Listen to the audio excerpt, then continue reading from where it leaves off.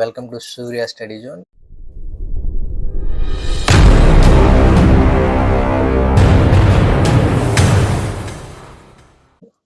కొన్ని రోజులుగా అయితే వీడియోస్ అయితే చేయట్లేదు, కొంచెం వర్క్ బిజీ వల్ల.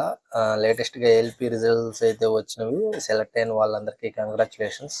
ఇప్పుడు ఈ డివికి ఎవరైతే సెలెక్ట్ అయ్యారో వాళ్ళకి 100% జాబ్ వచ్చినట్టయితే. 90% మందికి కన్ఫర్మ్ జాబు. ఒక 10% మనం చెప్పలేము, ఎందుకంటే మెడికల్ ఏదైనా ప్రాబ్లం ఉన్నా, డాక్యుమెంట్స్లో ఏదైనా ప్రాబ్లం ఉన్నా కానీ మనం చెప్పలేం. ఈ డివి లిస్ట్కి ఎవరైతే సెలెక్ట్ అయ్యారో వాళ్ళకైతే కన్ఫామ్గా జాబ్ వచ్చినట్లయితే. ఇప్పుడు మ్యాక్సిమం చాలామంది దగ్గరలో వచ్చిన మిస్ అయిన వాళ్ళకి కొన్ని డౌట్స్ ఉన్నాయి, సెకండ్ డివి ఉంటుందా లేదని. ఇక్కడ నేను ఇప్పుడు డిస్ప్లే చేస్తున్నాను చూడండి. 23/5/2025 ఒక నోటీస్ అయితే వచ్చింది. దేని గురించి అంటే నెక్స్ట్ రీప్లేస్మెంట్ ప్యానల్ తీసుకోము అని వచ్చింది. ఎందుకంటే రెగ్యులర్గా నోటిఫికేషన్ ఇస్తున్నాము కనుక ఇక ఇలా రీప్లేస్మెంట్ ప్యానల్ రావు అనేది చెప్పారు. వీళ్ళు చెప్పింది అయితే ప్రజెంట్ గ్రూప్ డి నోటిఫికేషన్ ఉంది, దానికైతే కన్ఫర్మ్గా చెప్పారు ప్రజెంట్ గ్రూప్ డికి ఇక ఈ ఇయర్లీ వస్తాయి కాబట్టి ఇంకా రీప్లేస్మెంట్ ప్యానల్ తీసుకోము అని అయితే చెప్పారు. ఇప్పుడు ఏఎల్పి కూడా ఇప్పుడు దాని తర్వాత ఒక రెగ్యులర్గా ఇంకో నోటిఫికేషన్ కూడా పడింది.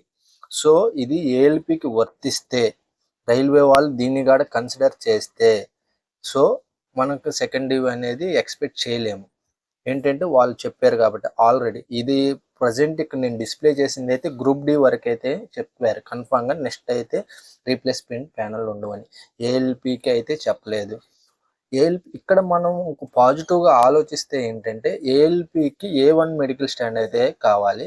సో ఎక్కువ మంది మెడికల్లో రిజెక్ట్ అయితే మనకి డివి కూడా తీసుకోవచ్చు. అకార్డింగ్ వీళ్ళు యాన్యువల్లీ ఇస్తున్నాం కదా, తీసుకోకపోకుండా కూడా మనం ఏం చేయలేము.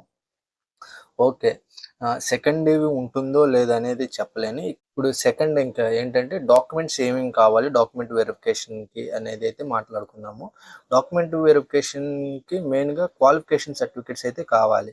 మెయిన్గా మీరు ఏ క్వాలిఫికేషన్తో అప్లై చేస్తే అవి 10th కన్ఫామ్గా మనం ప్రొడ్యూస్ చేయాలి, ఎందుకంటే దానిలో ఉన్నట్లే మన నేమ్ అన్నీ చెక్ చేస్తారు as per SSC mark list అనమాట. తర్వాత మీ క్వాలిఫికేషన్ అప్లై చేశారు, ఐటీఐ మీద కూడా అప్లై చేయొచ్చు, లేదంటే డిప్లొమా మీద అప్లై చేస్తారు కొంతమంది బీటెక్ మీద అప్లై చేస్తారు. ఇవి ప్రొడ్యూస్ చేయండి మెయిన్గా.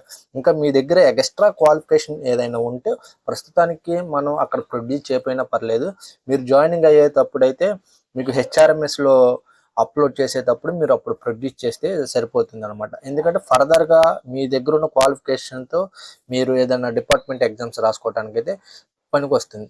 సో మీరు అప్పుడు ప్రొడ్యూస్ చేయండి. ఇప్పుడైతే 10th మీ ఏ క్వాలిఫికేషన్తో అప్లై చేస్తే దాన్ని అయితే అక్కడ ప్రొడ్యూస్ చేయాలి. ఐటీఐ కానీ, డిప్లొమా కానీ, బీటెక్ కానీ. మీ దగ్గర ఓడి ఉంటే ఓడి తీసుకెళ్ళండి, మార్క్ లిస్టులు అన్నీ అయితే తీసుకెళ్ళండి.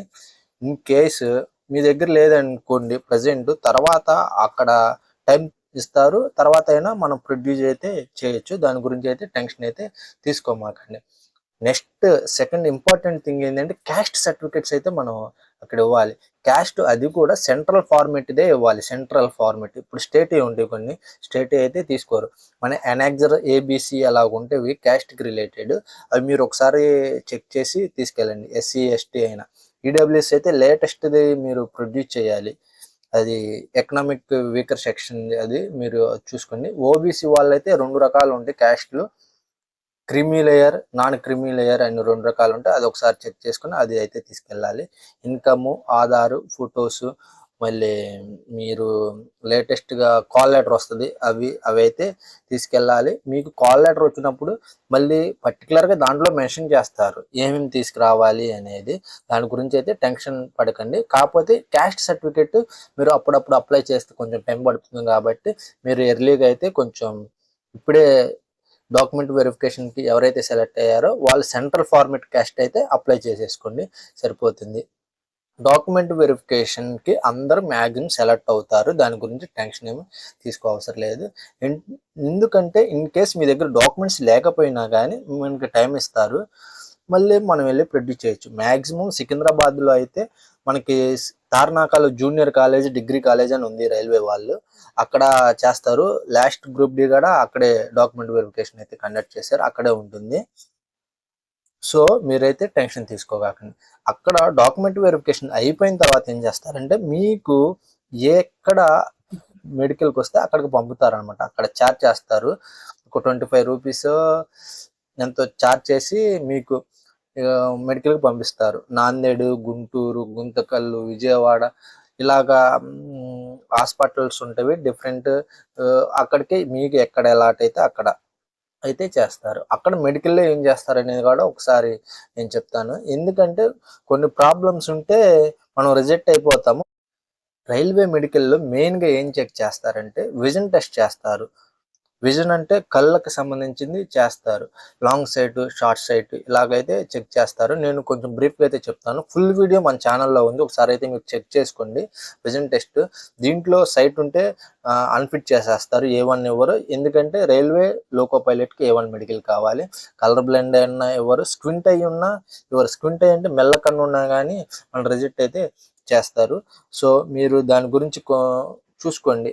మీకు ఏదైనా ప్రాబ్లం ఉన్నా వెళ్ళి అటెంప్ట్ చేయండి, అక్కడ మేనేజ్ చేయగలిగితే చేసుకోండి. Second, hearing. మనకి చెవులు ఏదన్నా సౌండ్ ప్రాబ్లం ఉన్నా కానీ రిజెక్ట్ చేస్తారు. రిజెక్ట్ అంటే రిజెక్ట్ కాదు, C1 వస్తుంది. C1 మెడికల్ అనేది మనకి లోకో పైలట్కి సూటబుల్ అయితే కాదు. తర్వాత బ్లడ్, యూరిన్. స్టార్టింగ్ చేసేది బ్లడ్, యూరిన్ చేస్తారు. బ్లడ్లు ఇక్కడ బ్లడ్లు ఏంటంటే ఒక ఇంపార్టెంట్ థింగ్ చెప్తాను. షుగర్ ఉన్న వాళ్ళు ఆ రోజు మటుకి ట్యాబ్లెట్స్ వేసుకుని వెళ్ళండి. ఇన్ కేస్ షుగర్ మీకుంటే C1 ఇచ్చేస్తారు, డైరెక్ట్గా తెలిసిపోతుంది.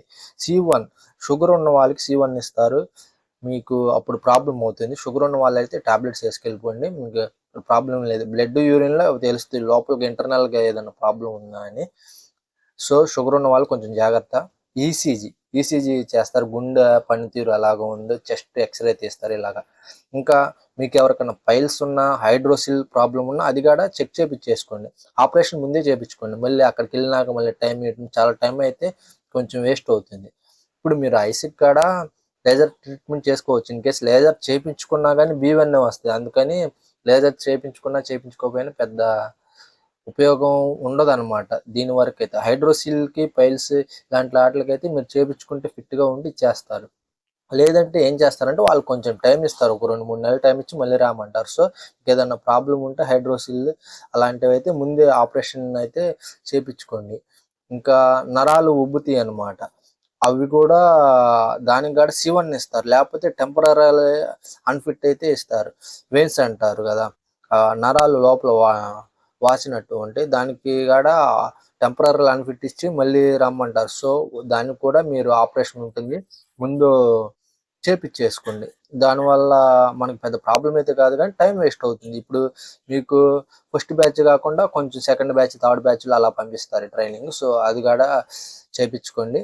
ఇంకా కాళ్ళలోకి వచ్చేసరికి మెయిన్గా ఫ్లాట్ ఫుట్ ఉన్న వాళ్ళకి బాగా కనిపిస్తే ఇక మనం చేసేది ఏం లేదు, అన్ఫిట్.